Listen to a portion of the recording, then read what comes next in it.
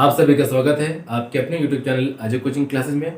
Students, आज की इस वीडियो में हम लोग क्लास 12 फिजिक्स के लिए डेरिवेशन सॉल्व करेंगे, जिसका नाम है गोलीय अवतल पृष्ठ पर अपवर्तन का सूत्र। हमें गोलीय अवतल पृष्ठ पर अपवर्तन का सूत्र हमें ज्ञात करना है। तो चलिए समझ लेते हैं सबसे पहले फिगर को। तो फिगर में जैसे कि आपको दिख रहा है, यहाँ पर एस डैश एक अवतल पृष्ठ है, ठीक है, जो माध्यम को N1 N2 दो माध्यम में डिवाइड करता है। N1 कैसा माध्यम है? विरल। और N2 कैसा माध्यम है? सघन है। इस अवतल पृष्ठ का ध्रुव P तथा वक्रता केंद्र C है। इस अवतल पृष्ठ में PC मुख्य अक्ष पर एक वस्तु O को रखा गया है, जिसका प्रतिबिंब दर्पण की इसी तरफ बिंदु I पर बनता है, ठीक है। इस बिंदु पर हमें इसका प्रतिबिंब प्राप्त होता है, ठीक। तो इसी बात को हम लोग पढ़ लेते हैं थ्योरी में। थ्योरी में क्या बोला गया है? माना एस डैश एक गोलीय अवतल पृष्ठ है। जैसा कि हमने आपको बताया, एस डैश एक गोलीय अवतल पृष्ठ है जो निरपेक्ष अपवर्तनांक N1 के विरल माध्यम को निरपेक्ष अपवर्तनांक N2 के सघन माध्यम से पृथक करता है। और ये जो पृष्ठ है, ये N1 N2 को पृथक करता है, मतलब ये माध्यम को पृथक करता है। इस पृष्ठ का ध्रुव P तथा वक्रता केंद्र C है। इसका जो ध्रुव है वो P और वक्रता केंद्र C है। इसकी मुख्य अक्ष PC पर एक बिंदु वस्तु O रखी हुई है, जैसा कि हमने आपको बताया। बिंदु वस्तु O से एक आपतित प्रकाश किरण, एक आपतित प्रकाश किरण कौन सी? एक ये वाली। एक प्रकाश किरण ये है और दूसरी प्रकाश किरण ये वाली है, ठीक है। तो ये दो प्रकाश किरण है। तो यहां पर बोला गया था बिंदु वस्तु O से एक आपतित किरण OA, कौन सी? OA। इसे आप बोल दीजिए A बिंदु, ठीक है। OA पृष्ठ के बिंदु A पर गिरती है। यहां पर बिंदु A पर गिरती है, कह सकते हैं आपतित होती है, जहां CAN अविलंब है। देखिए यहां पर CAN, ये जो लाइन है क्या होती है? अविलंब होती है। और देखिए आगे क्या बोला गया है? अपवर्तन के नियमानुसार अपवर्तित किरण AB सघन माध्यम में अविलंब की ओर झुक जाती है। अब यहाँ पर देखिए, ये जो प्रकाश किरण है, कह सकते हैं जो ये अपवर्तित किरण है, ये अविलंब की ओर झुक जाती है। अविलंब यहाँ पर देखिए CAN है, तो ये अविलंब है कि नहीं है? तो इस किरण को इधर जाना था, लेकिन ये हल्का सा अविलंब की ओर झुक जाती है। और कौन सी किरण है ये? AB अपवर्तित किरण है, ठीक है। सघन माध्यम में अविलंब की ओर झुक जाती है। आपको पता ही होगा कि जब कोई प्रकाश किरण विरल से सघन में जाती है तो अविलंब की ओर झुक जाती है, और जब सघन से विरल में आती है तो अविलंब से दूर हट जाती है। तो ये तो आपको पता ही होगा, ठीक है। आगे बोला गया है, ये तो था पहले प्रकाश किरण के लिए। दूसरी प्रकाश किरण के लिए क्या बोला गया है? दूसरी आपतित किरण OP देखिए कौन सी? ये वाली OP, ये मुख्य अक्ष से डाली गई है। पृष्ठ पर अविलंब गिरती है, अतः सीधी चली जाती है। और ये जो प्रकाश किरण डाली गई है OP पे, ये सीधे निकल जाती है, कह सकते हैं मुख्य अक्ष के सीधे निकल जाती है। इसके बाद बोला गया है, ये दोनों अपवर्तित किरणें AB तथा PQ बढ़ाने पर बिंदु I पर मिलती हैं। ये दोनों अपवर्तित किरणें कौन सी? AB और ये PQ। यदि इनको हम लोग पीछे बढ़ाते हैं और इसको पीछे बढ़ाते हैं, देखिए इस किरण को हमने पीछे बढ़ाया और इस किरण को हमने पीछे बढ़ाया, तो यदि आप लोग इनको पीछे बढ़ाते हो तो बिंदु I पर दोनों एक दूसरे को प्रतिच्छेद करती हैं। और जिन बिंदुओं पर दो किरणें आपस में प्रतिच्छेद करती हैं, उसी बिंदु पर उस वस्तु का प्रतिबिंब बन जाता है। तो पहली किरण ये थी, दूसरी किरण ये थी, ये दोनों आपतित थी, लेकिन अपवर्तित क्या होंगी? यदि इसको पीछे मिला दें AB को और PQ को पीछे मिला दें, तो ये बिंदु I पर एक दूसरे को प्रतिच्छेद करेंगे। यहीं पर इस वस्तु का आभासी प्रतिबिंब प्राप्त होगा। तो इसी बात को यहाँ पर बोला गया है, ये दोनों अपवर्तित किरणें AB तथा PQ बढ़ाने पर बिंदु I पर मिलती हैं, अतः बिंदु I बिंदु O का आभासी प्रतिबिंब है। यहाँ पर एक काम कर लीजिए, पीछे बढ़ाने पर, है कि नहीं? आपने दोनों को पीछे बढ़ा दिया अपवर्तित किरणों को, तभी एक दूसरे को बिंदु I पर प्रतिच्छेद करती हैं। आपतन कोण OAC बराबर I। आपतन कोण कहां पर बनता है? तो आपको पता होगा, आपतित किरण और अविलंब के बीच जो कोण बनता है वही होता है आपतन कोण। तो अविलंब देखिए कहां पर है? यह अविलंब हो जाएगा AC। आपतित किरण कौन सा है? OA। तो इनके मध्य जो कोण बनेगा वही होगा आपतन कोण I, ठीक है। तो ये हमने मान लिया। अपवर्तन कोण बी ए एन बराबर आर। बी एन कौन सा? B A N. यहां पर जो कोण बनेगा वो हो जाएगा अपवर्तन कोण, है कि नहीं? मतलब क्या है? अपवर्तित किरण और अभिलंब के बीच जो कोण बनता है उसे हम लोग कहते हैं अपवर्तन कोण। तो आर यहां पर बन जाएगा। और यहां पर देखिए आर कहां पर बनेगा? तो देखिए यहां पर इस किरण को हमने पीछे बढ़ाया, मतलब अपवर्तित किरण ए बी को हमने पीछे बढ़ाया था, है कि नहीं? और ये क्या है? ये अभिलंब है। तो इनके मध्य जो ये वाला कोण बनेगा ये भी हो जाएगा अपवर्तन कोण आर, क्योंकि अपवर्तित किरण और अभिलंब के बीच बनने वाला कोण ही होता है अपवर्तन कोण। तो ये भी अपवर्तन कोण आर हो जाएगा और ये भी हो जाएगा। ठीक है, इसके बाद क्या बोला गया है? PO बराबर U। PO कहां पर है? PO मतलब ध्रुव से वस्तु तक की दूरी कहते हैं U। और यहाँ पर माइनस के लेंगे। माइनस क्यों लेंगे? क्योंकि आपको पता ही होगा कि आपतित किरण के विपरीत दिशा में जितनी भी दूरी नापी जाती है सब माइनस की होती है। और ध्रुव से हम लोग नापेंगे, आपतित किरण इस डायरेक्शन में जा रही है, आपतित किरण इस डायरेक्शन में जा रही है, हमें दूरी नापनी है P से O तक। तो विपरीत दिशा में होने की वजह से यहाँ पर जो भी दूरी हम लोग लेंगे वो माइनस में होंगी। तो यहाँ पर PO बराबर हो जाएगा माइनस का U, वैसे ही हो जाएगा PI बराबर माइनस का V। PI मतलब PI, तो ये हो जाएगा माइनस का V। PC बराबर माइनस R। PC कौन सा? ये PC मतलब वक्रता त्रिज्या, इसकी दूरी हो जाएगी माइनस का कैपिटल R। अब देखिए ये जो आपने कोण माने हैं अल्फा बीटा गामा, इसकी बात यहाँ पर बोली गई है। माना OA IA और CA, यहाँ पर जो आपने कोण माने हैं वो है अल्फा बीटा गामा। तो बोला भी गया यहाँ पर मुख्य अक्ष से क्रमशः कोण अल्फा बीटा गामा बनाती है तथा A से मुख्य अक्ष पर खींचे गए अभिलंब AM की ऊंचाई h है। AM ये देखिए मुख्य अक्ष से यहां से एक बिंदु से डाला गया एक लंब है जिसकी ऊंचाई मान ली गई है h। ठीक है, इसको हमने मान लिया है स्मॉल h। इसके बाद देखिए हमें लेना दो त्रिभुज। कौन कौन से? पहला त्रिभुज हमें लेना है OCA और दूसरा त्रिभुज लेना है ICA। इन दो त्रिभुजों में हमें पूरा काम करना है। काम क्या है? तो देखिए यहाँ पर लिखा गया है गामा बराबर अल्फा प्लस आई। अब ये गामा बराबर अल्फा प्लस आई कैसे हो गया? त्रिभुज अपने पास कौन सा था? OCA। तो यहाँ पर जो गामा हो जाएगा वो बहिष कोण हो जाएगा, और जो बहिष कोण का मान होता है वो त्रिभुज के अंतः कोणों के योग के बराबर होता है। अंतः कोण ये जो है अल्फा और आई, तो बहिष कोण जो गामा हो जाएगा वो अल्फा प्लस आई के बराबर हो जाएगा। तो यहाँ पर हम लिख सकते हैं गामा बराबर अल्फा प्लस आई।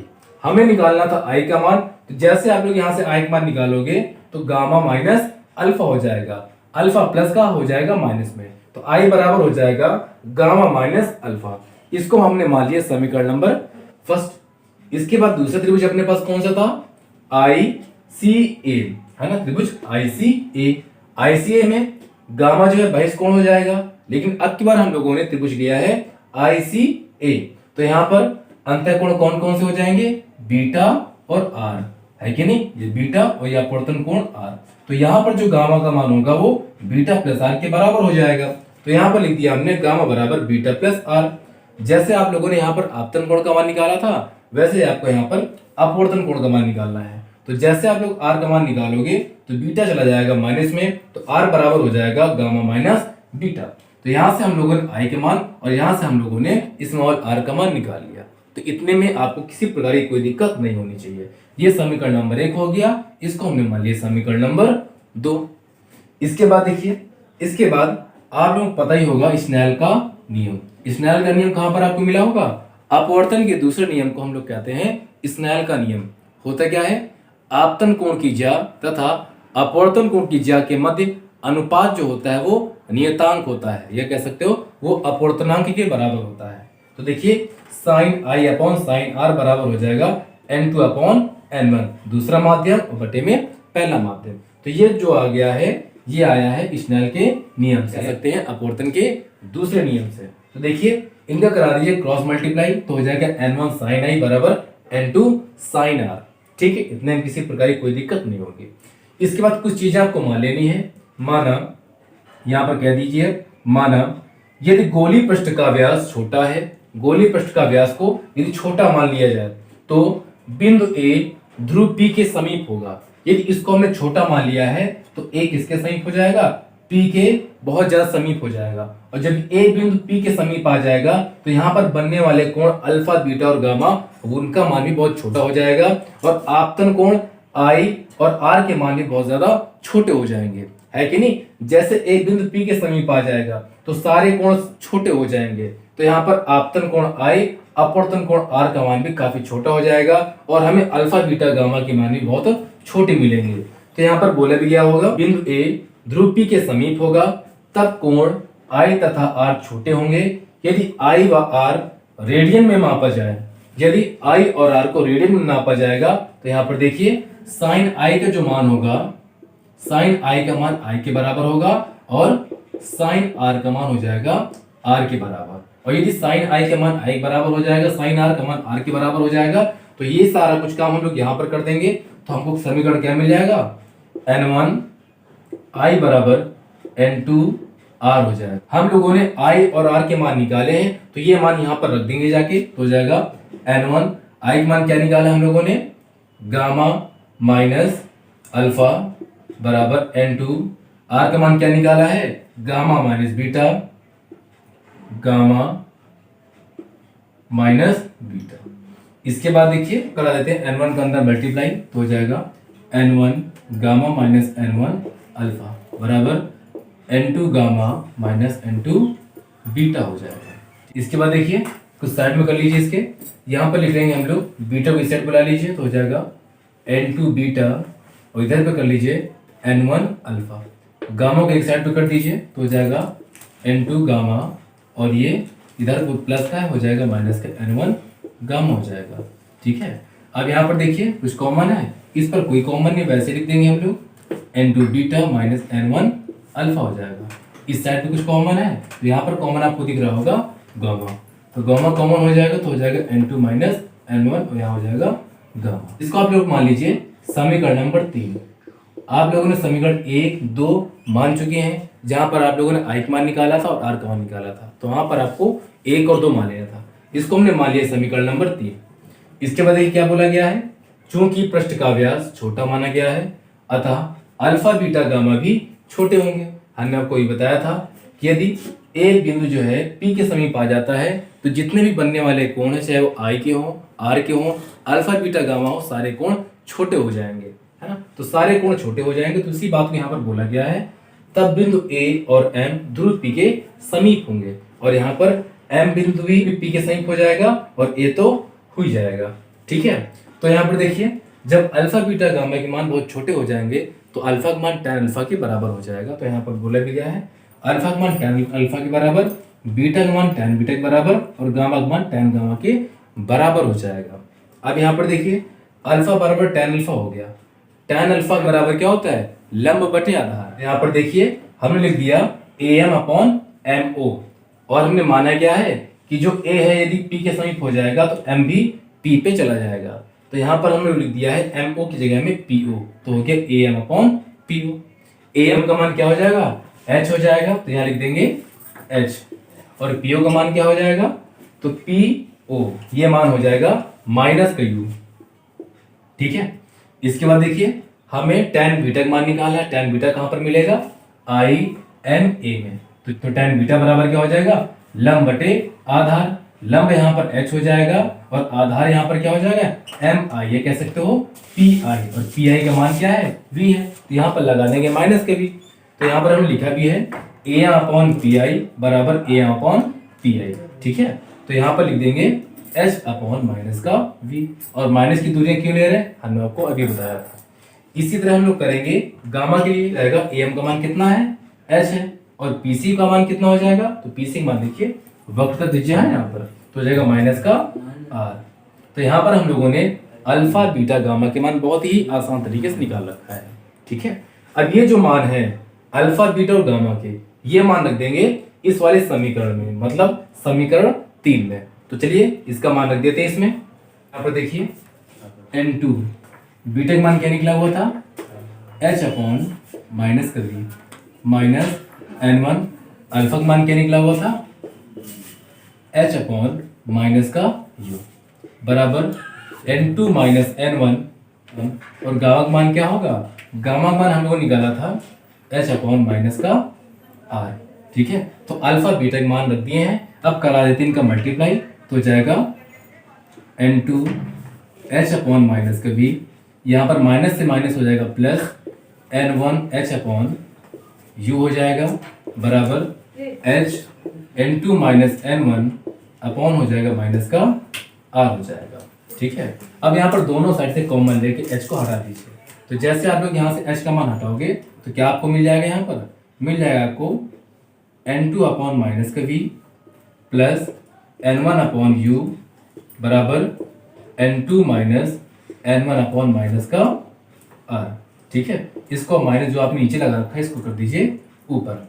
अब यहाँ पर देखिए पूरे में करा दीजिए माइनस का मल्टीप्लाई, और जैसे पूरे में माइनस का मल्टीप्लाई कराओगे तो यहाँ पर देखिए ये माइनस का है ना, माइनस आप चाहे नीचे लगाए ऊपर लगाए, पूरे जितना भी साइन होगा प्लस का माइनस हो जाएगा, माइनस का प्लस हो जाएगा। तो यहाँ पर देखिए जैसे आप पूरे माइनस मल्टीप्लाई कराओगे तो हो जाएगा n2 अपॉन वी, माइनस का था प्लस का हो गया, प्लस का है तो हो जाएगा माइनस का, यहाँ पर 1 इसकी बेस में रहेगा, और यहाँ पर माइनस है तो हो जाएगा प्लस का, तो हो जाएगा n1 अपॉन r। और यही सूत्र होता है अवतल पृष्ठ के लिए अपवर्तन का सूत्र, और ये जो डेरिवेशन है एग्जाम के लिए वेरी इंपॉर्टेंट है, तो आपको सही तरीके से इसको समझ लेना है। ठीक है, तो इस वीडियो में हम लोग इतने रखते हैं, मिलते हैं आपको नेक्स्ट वीडियो पे। और हाँ स्टूडेंट्स, यदि वीडियो को पसंद है तो वीडियो को लाइक और शेयर करें, और यदि चैनल पर अपना है तो चैनल को सब्सक्राइब करना बिल्कुल नहीं भूलिएगा। मिलते हैं आपको नेक्स्ट डेरिवेशन पे।